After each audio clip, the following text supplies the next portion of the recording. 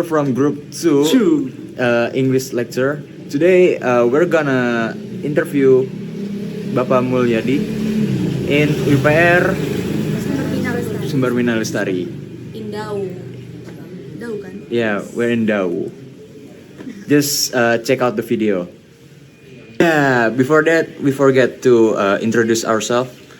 My name is Adnan Adibrata. My name is Muhammad Dafa Kurnia. My name is Nisa Usulur. My name is Medina Kartika Tradani. My name is Agusti Ramdania. My name is Bilan Despati Wijaya. Well, check out the video. Okay, everyone. Today we are here in Dau, and I'm with Bapak Mulyadi. Tilapia fish is one of the easiest fish to be aquaculture and the most famous in Indonesia. Betul, ikan nila memang mudah dibudidayakan, Mas. Tapi kita juga cari nilai ekonomisnya. Terus untuk perawatannya juga lebih istilahnya lebih simpel, lebih gampang. Terus hasilnya juga kita bisa nyeting dari produksi ikan nila.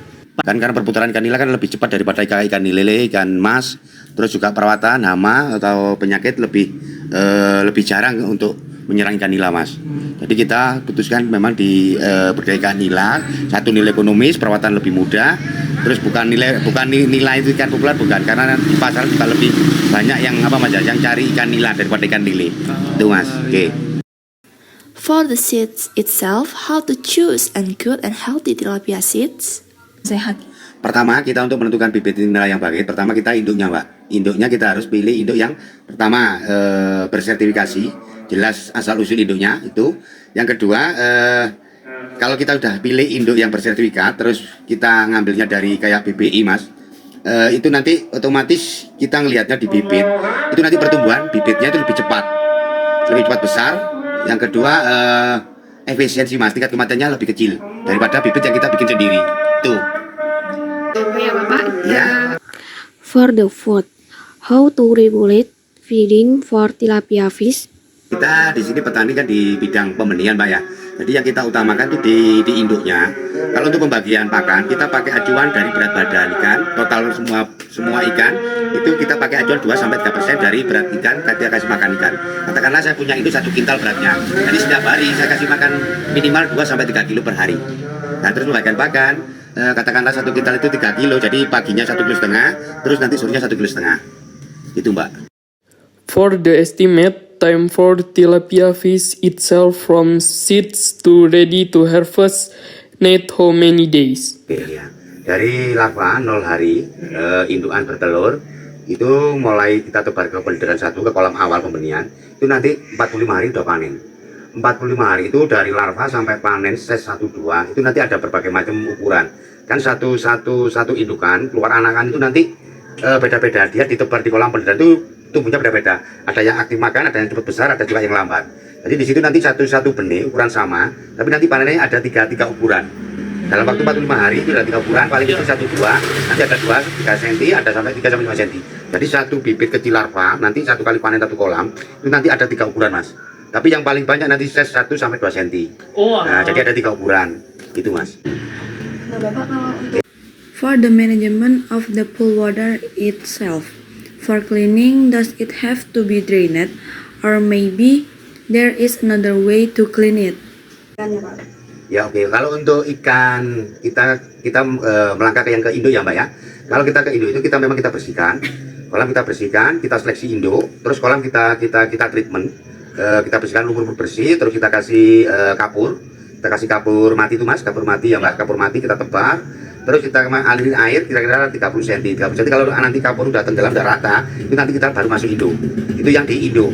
Kalau untuk treatment yang di pembenihan, yang dari larva untuk ke ukuran 1 cm 2 cm, itu treatmentnya kita ngolah tanah dulu, Mas. Jadi kolam yang sudah bentuk kolam, tapi kolamnya kan tanah bawahnya, jadi permanen. Jadi tanah itu dibalik dulu, Mas. Kalau orang sini dicangkul, habis dicangkul nanti dikasih, tetap ada kapur mati, terus nanti dikasih pupuk urea, TSP, sama NPK kita tebar sesuai, kita ngasih pupuk organik sama anorganik sesuai luas kolam. Jadi kita tebar, nanti kita masukkan air 30 cm, nanti kira-kira 5-7 hari kalau udah warna air itu hijau-hijau daun, udah timbul plankton, baru kita timbul bibit. Apa kita tebar bibit. Tapi kalau belum timbul plankton, kita tidak tebar bibit, Mas. Iya. Ya itu. Jadi perlakuannya itu beda-beda. Jadi kita perlakuannya yang khusus. Kalau kita melangkahnya di Indo, memang ada treatment khusus. Taruh kita melangkahnya ke yang untuk pembenihan arah larva ke size 1 cm, kita berapanya beda juga. Gitu. Lumayan. Nah, untuk biaya kira-kira Approximately how much does it cost from the seed to harvest? Oke. Pertama kita kembali lagi ke luasan kolam. Katakanlah saya punya luasan kolam 20 kali 20 meter. Itu kita tebar minimal sekitar 40.000 larva. Itu kita pakai modal sekitar 400.000 untuk beli larva. Terus pakan mulai 0 hari sampai 45 hari itu sekitar kalau dinominalkan antara 100 sampai 150.000. Jadi kita modal kalau sudah punya kolam, modal bibit sama pakan untuk pembenihan itu sekitar 550.000. Terus nanti dalam waktu 45 hari kita akan panen bibit. Itu nanti minimal kita harus dapat di atas 50%. Maksudnya kita tebar 40.000 larva, kita harus dapat minimal 20.000 sampai 30.000 bibit. Kalau sampai di bawah 50% dari kita tebar bibit, itu kita petani tidak rugi mas. Cuma kita impas.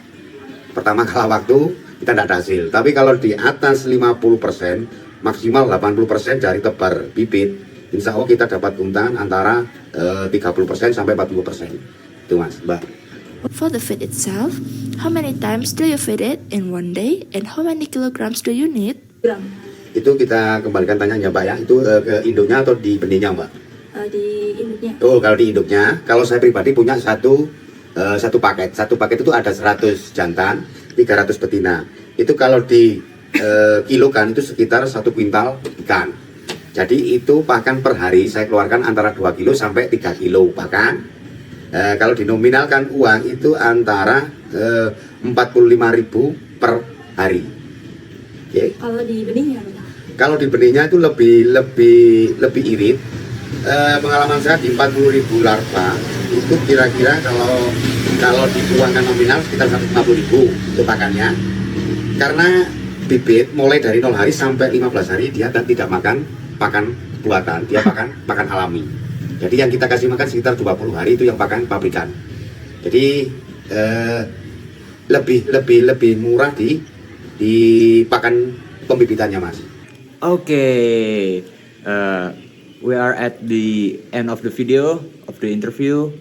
We got a lot of things, new things to learn, and thank you to Bapak Mulyadi for our interview.